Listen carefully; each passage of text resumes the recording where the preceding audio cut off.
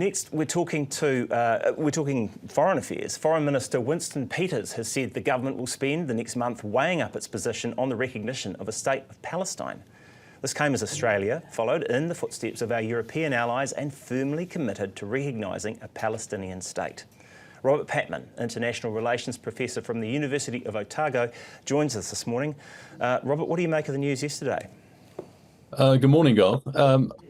A bit disappointing. It seems to lack moral clarity and, to some degree, I think, strategic urgency. And what do I mean by that? Well, New Zealand was one of the first countries of liberal democracy amongst the liberal democracies to push for an immediate ceasefire in Gaza back on the 27th of October 2023, and we've been asking for one ever since. And other liberal democracies have joined us. Recently, we also had statements warning Israel there must be an immediate ceasefire or further action would follow. And so we had we sort of walked up the hill, but we haven't actually done anything. We've indicated that we may make a decision within a month. And I think there's a strategic dimension to this also. By taking the step of granting recognition to a Palestinian state, I think New Zealand would help formalise international opposition to what is clearly the plan of the Netanyahu government, which is to take control of Gaza and also annex the West Bank in 2025. I guess, though, that they'll also be looking at the consequences of what happened when Britain and France talked about doing this, and you saw sort of Hamas pulling back from some of the negotiations that it was undertaking there. So you say there's a strategic element to this. What will our government be thinking it can do at this point to weigh in on either side?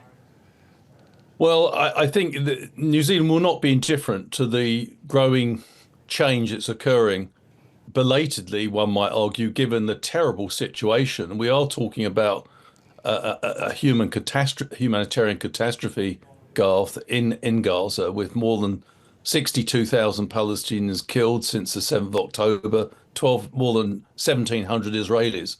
So, you know, it's an international disgrace, quite frankly, that this conflict's been allowed to go on for so long. And it's a very poor reflection on the UN Security Council, where, of course, the United States has used its veto to perpetuate the conflict. But putting that aside, I think New Zealand does have a leadership role to play in unison with other countries. We have good relations with the Palestinians and the Israelis, and I do believe New Zealand's stance behind a two-state solution is very important. It's certainly a position shared with many other countries, the majority of the countries. And I don't think, you know, we should hold back in pushing for this. I mean, let's be quite clear. If Mr. Netanyahu's government goes ahead and succeeds in imposing their control of Gaza, full control, and also taking over the West Bank, there'll be no Palestinian territory to create a Palestinian state out of, and we will be presented with a fait accompli. Yeah. And presumably the New Zealand government, and that's the reason I mentioned the point about being strategic, the New Zealand government needs to take action quite quickly to prevent an outcome it doesn't want.